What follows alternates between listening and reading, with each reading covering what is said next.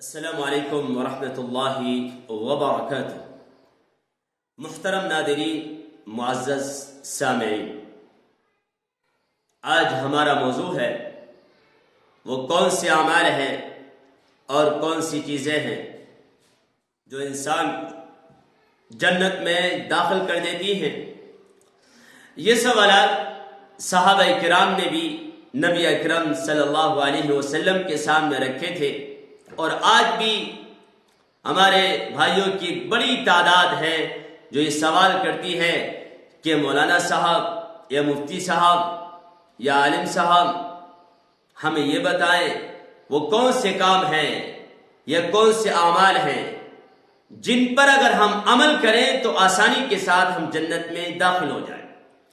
آج میں انہی اعمال کے بارے میں آپ حضرات کے سامنے بات کروں گا تاکہ آپ کو علم ہو کہ وہ اعمال یہ ہیں اور آپ بھی ان پر عمل کریں اور بآسانی جنت میں داخل ہو جائیں۔ مسلم شریف کی روایت، نبی اکرم صلی اللہ علیہ وسلم نے ارشاد فرمایا، تمہید کے طور پر یہ حدیث پیش کر رہا ہوں، حفت الجنت بالمکارہ وحفت النار بالشہوات۔ جنت کو ناپسندیدہ چیزوں سے گھیر دیا گیا ہے، یعنی جنت کو حاصل کرنے کے لیے کچھ مشقتیں، پریشانیاں، مشکلات کا سامنا کرنا پڑے گا۔ جیسے سردی کے موسم میں گرم گرم بستر کو چھوڑنا، ٹھنڈے پانی سے وضو کرنا اور ٹھٹرتے ہوئے کانپتے ہوئے مسجد جانا اور وہاں پر نماز ادا کرنا، یقیناً یہ بڑے دل گردے کی بات ہے۔ اور اسی پر بس نہیں، مال گھر میں ہے، کسی غیر کو دینا، کسی بیوہ کے دوپٹے کا انتظام کرنا، کسی یتیم کے لقموں کا انتظام کرنا، یہ بھی بڑے دل کی علامت ہے۔ بہرحال اگر ہمیں جنت چاہیے تو دنیا میں کچھ مشقتیں برداشت کرنی ہوگی، اور جہنم کے بارے میں آپ نے فرمایا وہ حفت النار بالشہوات، اور جہنم کو خواہشات سے اور اپنے نفس کی باتوں سے گھیر دیا گیا ہے۔ زنا کر لو، بدکاری کر لو، چوری کر لو، کسی کا مال چھین لو، یعنی وقتی طور پر ہمیں فائدہ نظر آتا ہے، لذت محسوس ہوتی ہے، حقیقی بات یہ ہے کہ لذت نہیں، وہ انسان کی ہلاکت ہے۔ بہرحال میں یہ بات عرض کر رہا تھا کہ وہ کون سے اعمال ہیں جن پر اگر انسان عمل کرے گا تو یقیناً بڑی آسانی کے ساتھ جنت میں داخل ہو جائے گا۔ صحیح الجامع کی روایت حدیث نمبر 109، نبی اکرم صلی اللہ علیہ وسلم نے ارشاد فرمایا وہ اعمال یہ ہیں۔ نمبر 1، اتقوا اللہ، اللہ سے ڈرو۔ اب تقوی کیا ہے؟ یہ بات غالباً میں نے اپنے دیگر بیانات میں بھی آپ کے سامنے پیش کی ہے اور پھر دوبارہ دوہرا رہا ہوں۔ تقوی، حضرت عمر رضی اللہ تعالی عنہ سے پوچھا گیا تقوی کیا ہے؟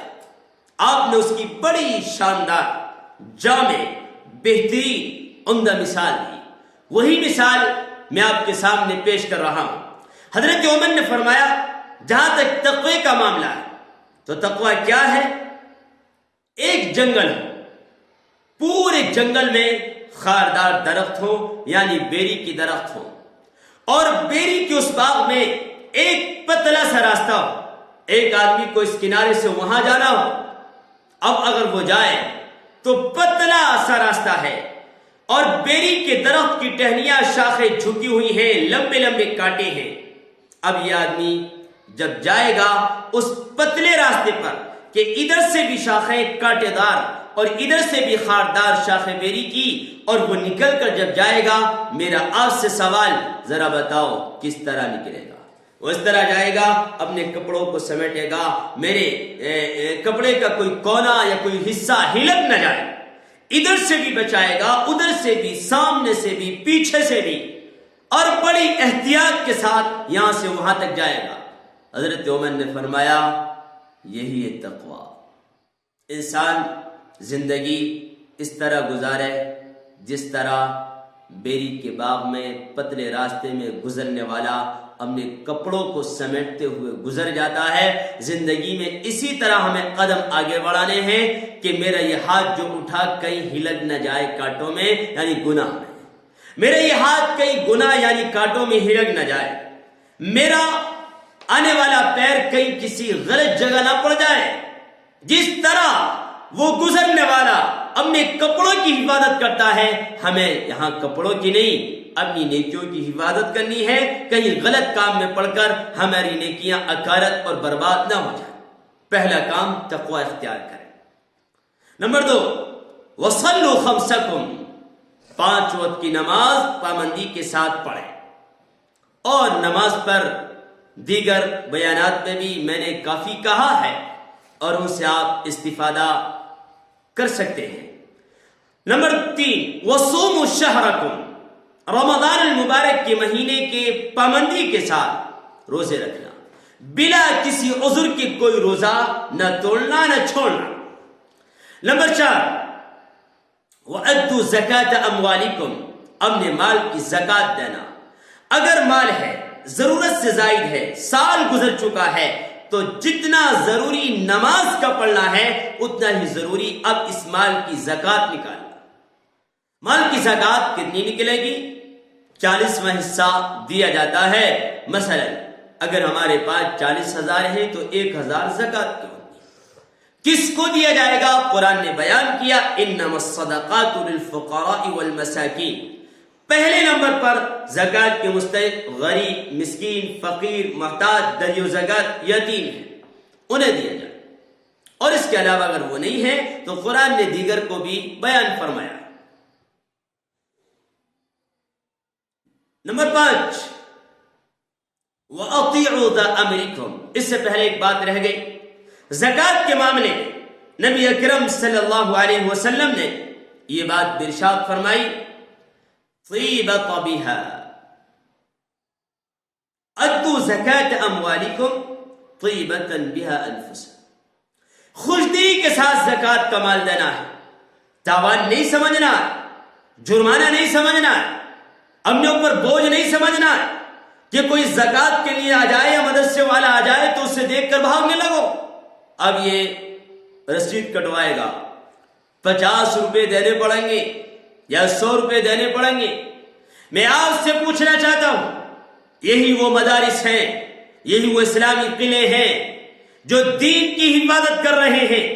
اگر مسجدوں کو امام ملے تو وہ مدارس سے، اگر نکاح پڑھانے والا ملا تو وہ مدارس سے، اگر جنازے کی نماز پڑھانے والا ملا تو وہ مدارس سے، اگر تقریر کرنے والا ملا تو وہ بھی مدارس سے، اور اگر کسی مدرسے میں پڑھانے والا ملا، چاہے نورانی قاعدہ ہو یا قرآن ہو یا حفظ ہو یا تجوید ہو یا عالمیت کا کورس ہو یا افتاء کا کورس ہو یا محدث کا کورس ہو، یہ ساری دین مدارس کی ہے۔ اگر مدارس نہ ہو تو اسلام زندہ نہیں رہ سکتا۔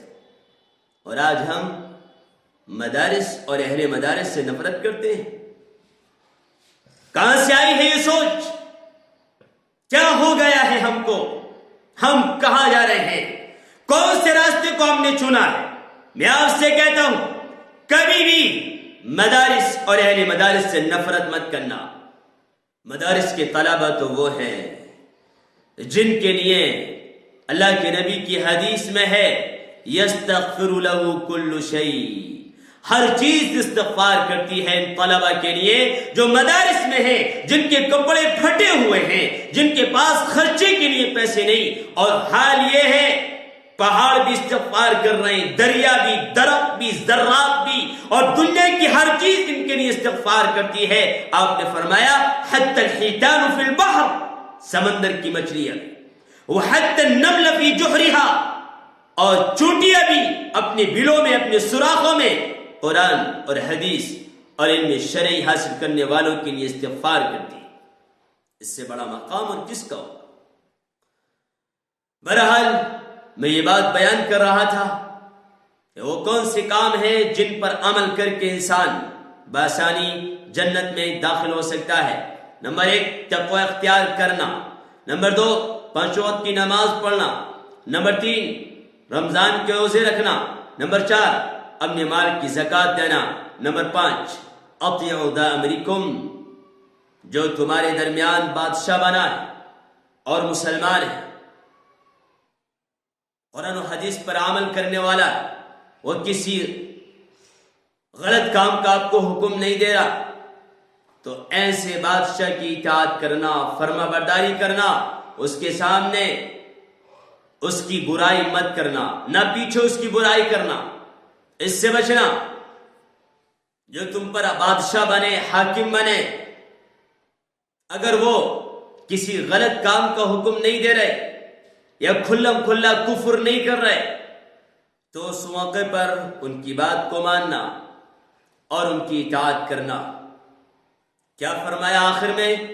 تدخلوا جنت ربکم، اگر تم نے یہ 5 کام کر لیے تو تم اپنے رب کی جنت میں داخل ہو جاؤ گے۔ کتنا آسان ہے تقوی! 5 وقت کی نماز، رمضان کے روزے، مال کی زکوٰۃ اور اپنے امیر کی اطاعت۔ اگر ہم یہ 5 کام کر لیں تو یقیناً اللہ اپنی وسیع والی جنت میں ہمیں ضرور داخل کرے گا۔